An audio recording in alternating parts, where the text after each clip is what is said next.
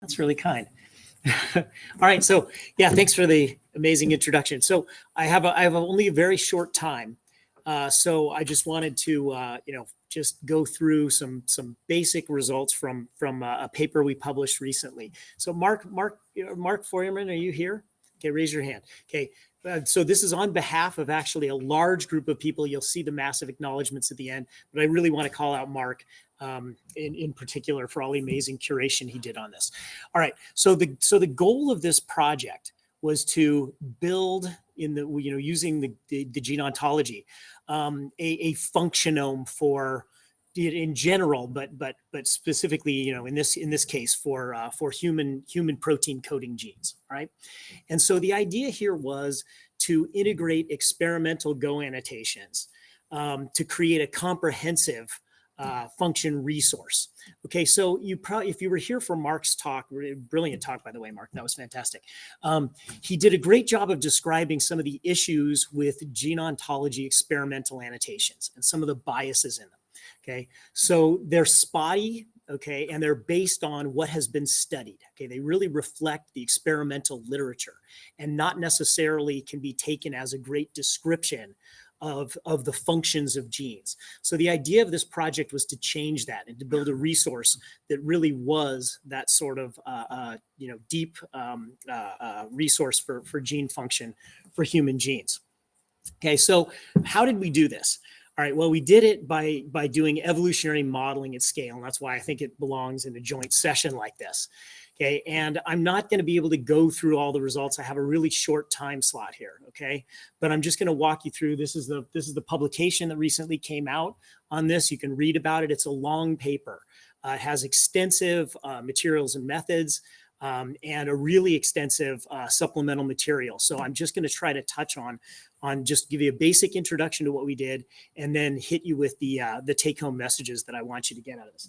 All of this project, this project actually started out as a brainchild that was actually published in 2011. That's the second publication that I put up there. And Mark, my apologies for actually still using this antiquated habit of including the actual journal. But basically, this project started as a brainchild in as early as 2011. So this is a huge amount of effort, software development, and curation over a long period of time. And the reason that curation was necessary was exactly because of the issues that Mark brought up earlier about the spottiness of gene ontology annotation and their biases that reflect the biases in experimental literature. Okay, so the basic workflow is, you all know this probably from what the gene ontology delivers to you and what you get when you get Go annotations. All right, we take papers published in the literature, and from that create these structured gene ontology annotations that describe really the experimental finding relative to function. Okay, and these may be more or less detailed depending on the exact experiments that were done in a particular paper. They're usually done paper by paper. Okay, and this is a really important thing that I want everybody to understand here, is where these annotations come from.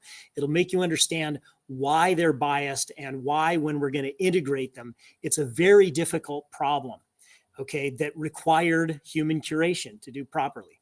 Okay, so the second step is really then to integrate this information. Okay, and in this case, we're going to integrate them using phylogenetic trees, gene trees. Okay, and we're going to actually build evolutionary models. So you can sort of see the schematic there. Do I have I don't really have a pointer. How did you do that? All right. Yeah. Anyway, you'll see. You can see a tree. They're experimental annotations on the leaves. We have a lot of experimental information on the leaves of the tree. These are extant sequences, and we want to reconstruct likely ancestral functions and then use that information. Okay, so we build an evolutionary model. Okay, we select Go annotations, figure out where those evolved in the tree, and then use that information to annotate human genes, or frankly, any gene on the leaves.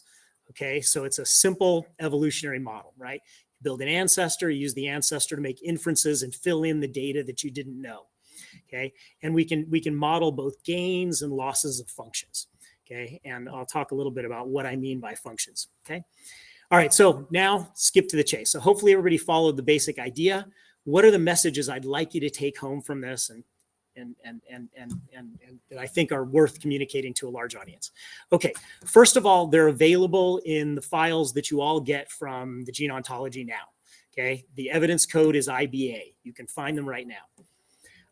The coverage that we get for genomes is higher than you'll get from experimental data. So again, we have information from, so all of these annotations are traceable to experimental data in either human or some other organism, a related gene in another organism. So it's all traceable evidence.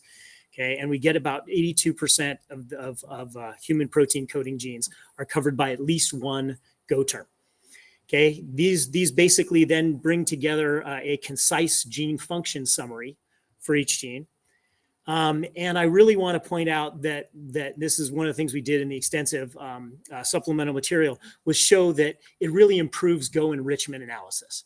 All right, and if you don't know this paper from Paul Pavlidis's group, you should know it if you do gene expression analysis. And so similarly to the sort of biases that we heard about before, there are biases that you can find in enrichment analysis, and they proposed ways to correct that. Now, you probably have all had this. This is one of the complaints I get the most often. And one of the things we see in the gene ontology is they find too many enriched terms and they don't know what to do with it. Okay. And so a lot of this actually was shown in this paper. Turns out to be because of biases in the annotation sets in Go. All right. So if we actually so in this case, a smaller bar is better. Okay, you have fewer results to sift through as long as the remaining terms capture the biology. And I won't go into this, but these analyses are done on these well-studied case studies. And so we find that we can recover the biologically relevant terms without having to sift through a massive number of Go terms. So it really changes the game for Go annotation. So we recommend try using this in your enrichment analyses. Okay, for evolutionary computational, and comparative genomics, we've got lots of messages in the paper. Okay, I'm just gonna stick to sort of a couple of high-level ones.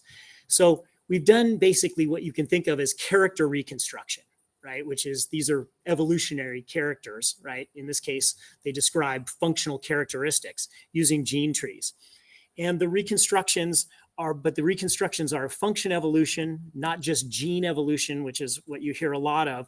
And this is just a sample of one of the figures there that shows that basically, when you have these evolutionary models, you can figure out when gene functions arose and when they were lost in evolution. And the last set of messages I want to give is for the function prediction community, which is this could potentially be a training and test data set for AI. It really defines, I think, how gene function should be represented using Go. Okay, is that a Go term itself is not the function of a gene. Think of it as we want to actually have a covering set of roughly independent characters, as you would do in any sort of evolutionary reconstruction. You want to have independent characteristics and then describe the gene as a set of independent characteristics, and not necessarily as a large and as I've tried to explain, a biased set, a collection of overlapping experimental annotations. And here's just a simple example of how those differ. So just want to give my huge acknowledgement slide, call out where you can find this online, as well as Mark's poster if you want to hear actually a little more about what we actually did. Thanks.